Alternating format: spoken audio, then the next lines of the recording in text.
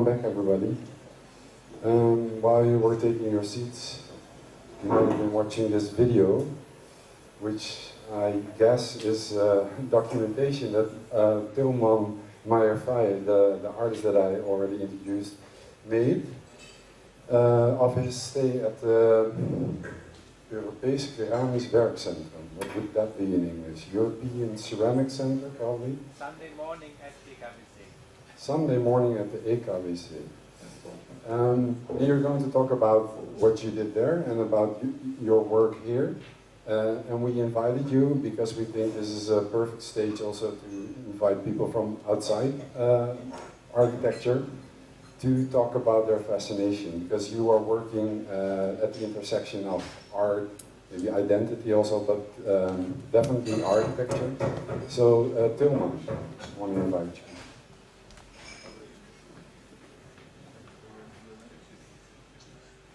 Yeah, thank you very much. You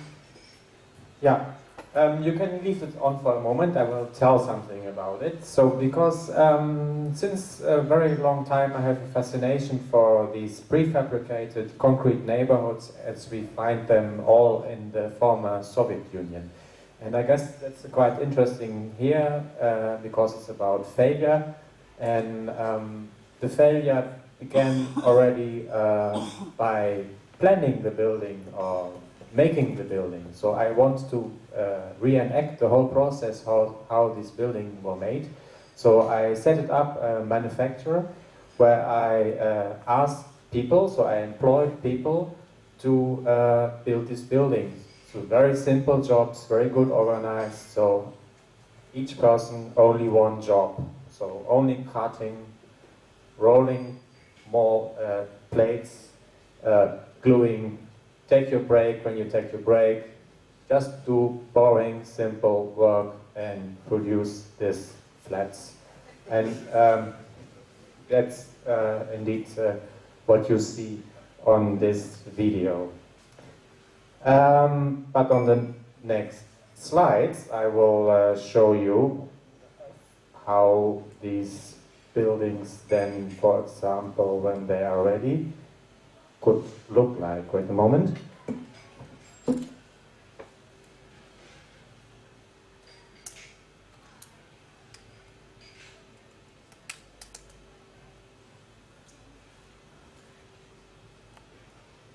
So what you see here is an installation in sculptures. The name of the sculpture is Micro District.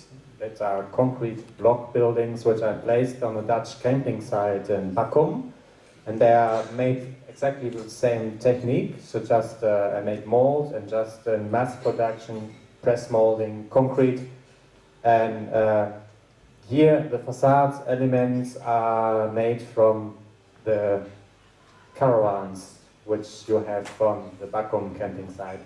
And I thought it was very interesting for me to place that work there because I found a lot of similarities from a Dutch camping site to a Soviet micro district, because the way how people have direct contact to nature, so it's really rough nature in front of your house, the social cohesion, a lot of people in the nature, hanging up your wash, playing children, the density of the neighborhood, so really a lot of people on a very small place. Also the living unit where you're living in, the caravan, it's also a prefabricated small container thing where you live in, and also the dishes which we use, this plastic stuff. Here in the Netherlands we use it for the holiday, if you go to the beach for a picnic, but in the Soviet Union, or now even former, they also have it in their real household, so there are a lot of similarities. So that's the reason why I thought to place this micro district on this camping site in Bakum.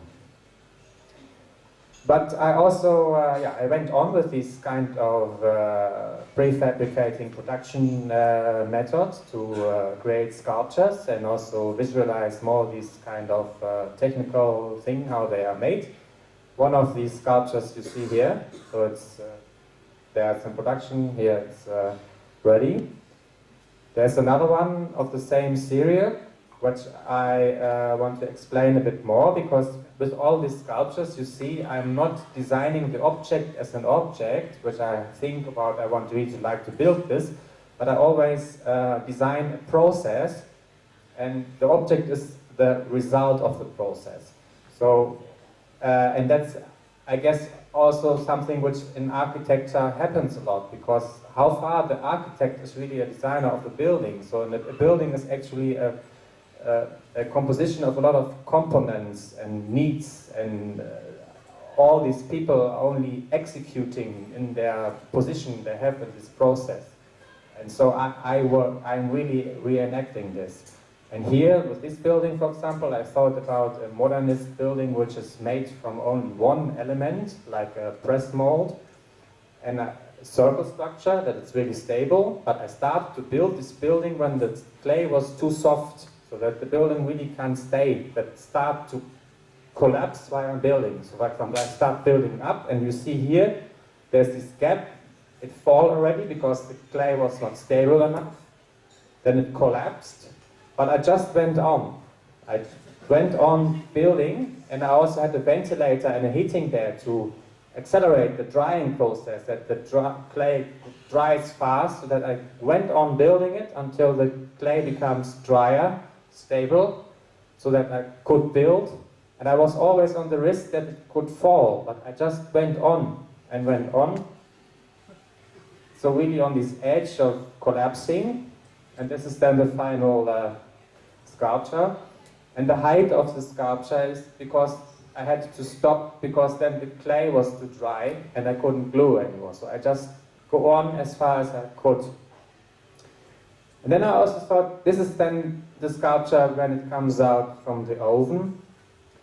And actually I like these sculptures more when they are on the rough clay, without firing. So I really started to research what I can do with rough clay. So, for example, I start building objects, like here in a house, and with this unfired clay, and I make these mud basins in the object, so that if you put a lot of mud in it, that the building will collapse from its own water and mud in it. Or I, for example, make clay very wet and put it outside, freeze it, so it really becomes frost, make an ice building, and then put it inside the house again, and then to the temperature it's melted, like an ice sculpture that it just collapsed because it was too soft, and it becomes defrozen and was collapsing. And this kind of experience can lead to installations like this, which I did in a gallery space in Heerlen. Heerlen is south of the Netherlands, a city which has been important for the mine industry in Netherlands, which really exists till 20 years ago.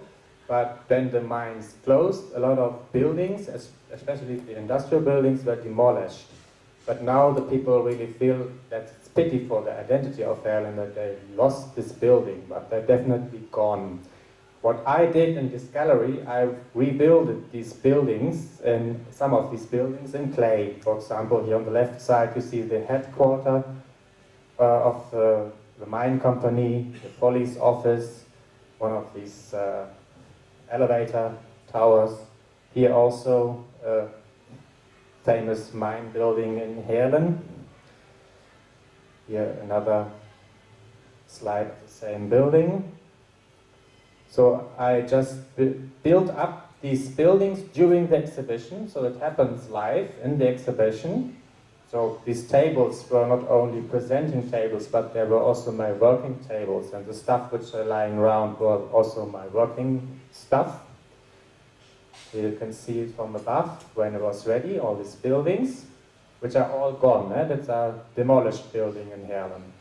When this installation was ready, I also started demolishing them. So during the exhibition they rise up, but they also disappeared. So I started to spray them with water, as you see here, and I was filming this. And the film, the video, you can see after the lectures. When the music starts, we put the video registration on and you can see this. When I was ready, also during the exhibition, this was the leftover, just the scrap lying there, was also still in the exhibition, and the people only saw that things of the installation. Only very few details which left over. And I'm still go on with experiments with these kind of destruction scenarios. For example, in the Ceramic World Center in Den Bosch, I also did these collapsing scenarios, and I put then seats on the scrap. So when the building really collapsed, I put seats on it so that really the nature comes.